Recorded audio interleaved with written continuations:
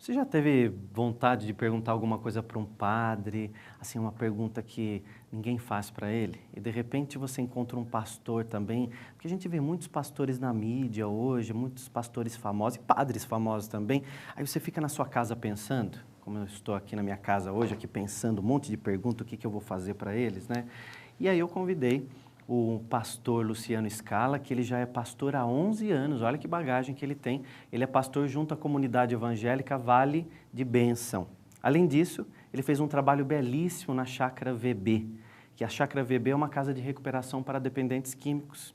Então eu vou receber para um bate-papo, não é debate. Então, às vezes, quando a pessoa vê padre, vê pastor junto, espírita junto, pensa assim, puxa, eles vão fazer um debate, eles vão começar a brigar. É muito pelo contrário, somos todos irmãos, né? Com apenas um único chefe, todos nós. Então, vou receber, para começar o nosso papo, o pastor Luciano Scala. Cadê o pastor Luciano Scala? Pastor, muito obrigado pela sua presença. Tudo bom?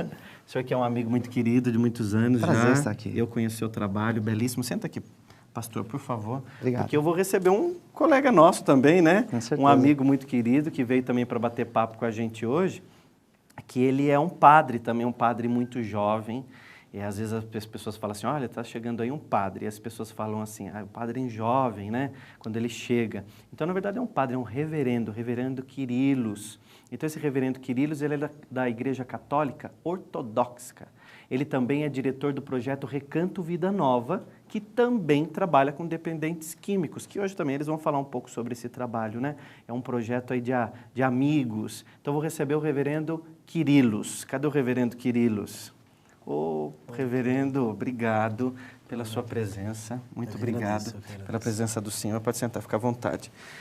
Vou chamar vocês de senhor ou eu chamo de você? Como é que eu chamo um reverendo? Como é que eu chamo um pastor? Como somos amigos, você. Você? Melhor. Então tá bom. Então fica um papo mais gostoso, né? E de vez em quando escapa um senhor também.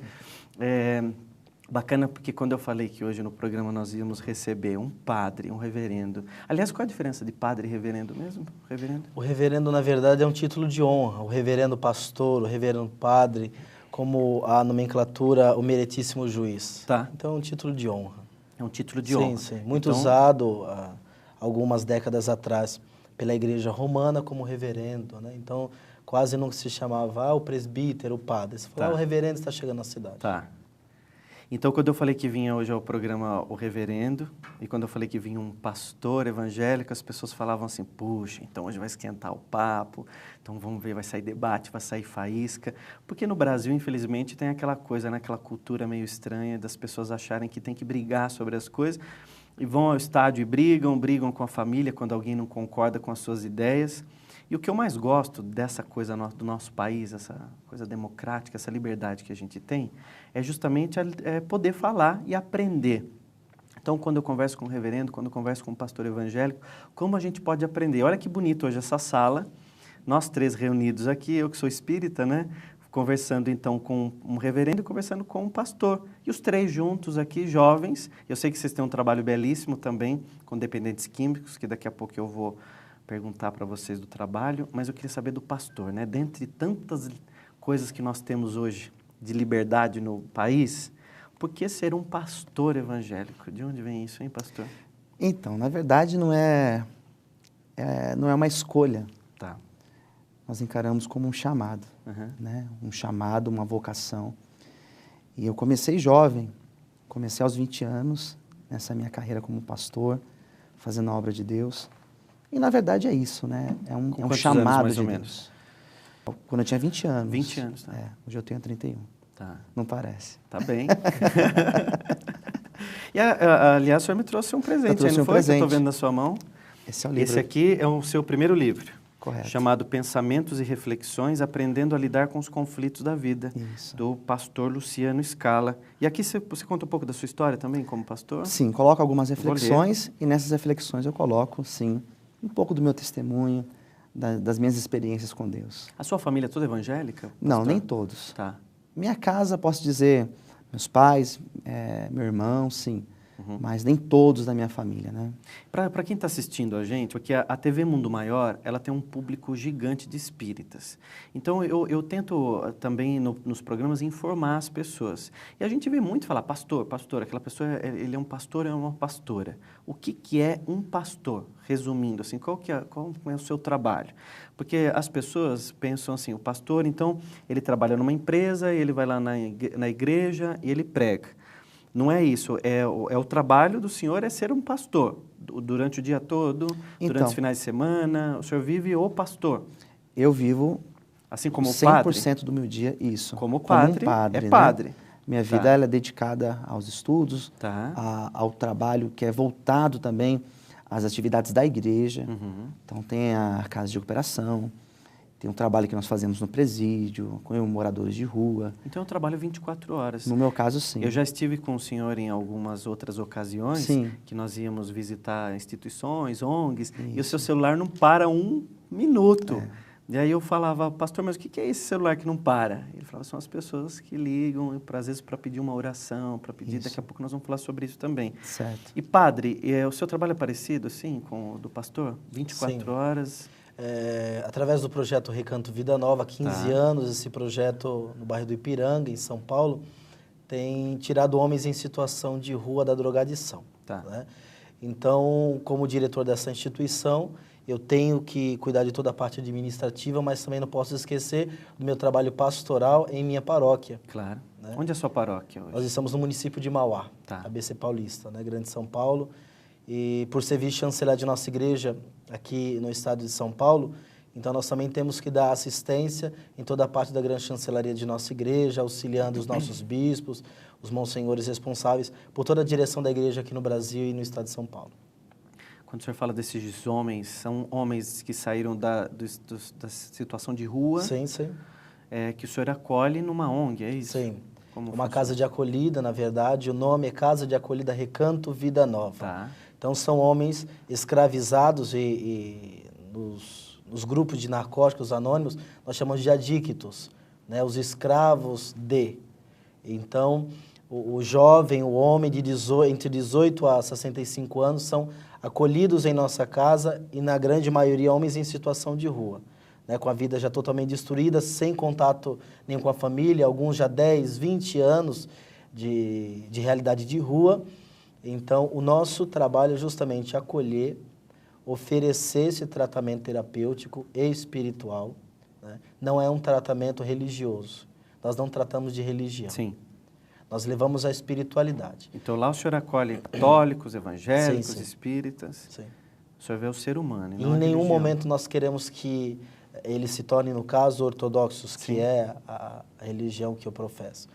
Eles têm que ser. É diferente ser católico e ser ortodoxo ou não? O ortodoxo ele é católico.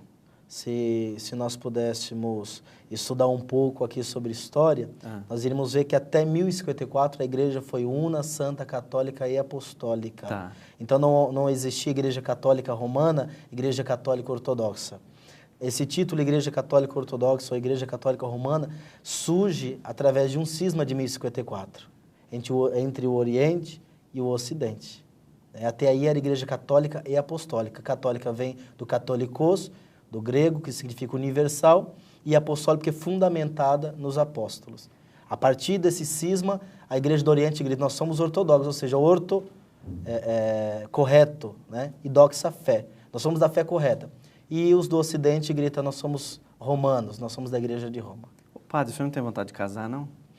Eu vivi essa realidade do casamento. Já foi casado, então? Vivi essa realidade do casamento. E os dois decidiram justamente que nossa vocação era outra, né? Hoje ela é uma pessoa casada, uma pessoa maravilhosa, Neide, né?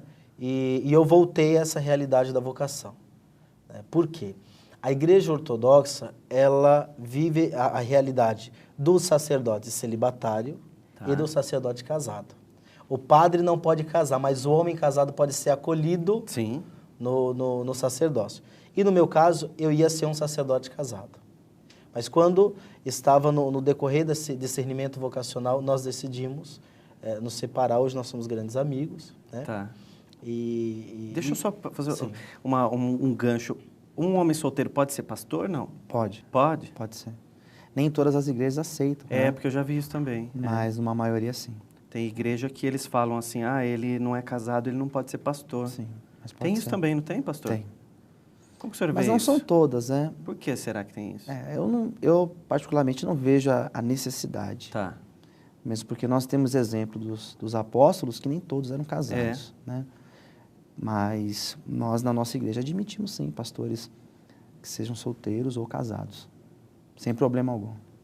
Muito bacana, esse gostou desse papo, né? Sim, Aprender sobre tanta coisa, e essa coisa de história, de comportamento, de seres humanos, porque vocês lidam o tempo todo com seres humanos e quantas histórias passam ali na frente de vocês. E a gente tem que aprender a não ler só livros, ler pessoas também, como a gente aprende junto com isso. E eu, depois do intervalo, tenho umas perguntas mais quentes para fazer para vocês, porque o primeiro papo, assim, tem que ser uma coisa mais leve, né? Mas depois a gente começa a perguntar outras coisas para a gente começar a pensar. E eu vou perguntar para eles daqui a pouquinho se eles acreditam mesmo que Jesus volta para a Terra, se eles acreditam em demônio, em espírito, se acreditam em corporação, macumba existe mesmo, né? Tem tanta coisa para a gente pensar. O que será que um padre pensa, um pastor pensa sobre isso? E eu já queria que antes de ir para o intervalo, vocês já fossem pensando assim, porque muita gente cresce com medo. Eu sempre tive muito medo de fantasma, medo de espírito, medo do diabo, medo de um monte de coisa. E eu sou de uma família evangélica, né? Minha mãe é evangélica, os meus parentes todos são evangélicos. E eu tinha muito medo do diabo. E na volta eu quero que vocês respondam. O diabo existe mesmo ou não? Tá? Então até já, você não saia daí que a gente já volta.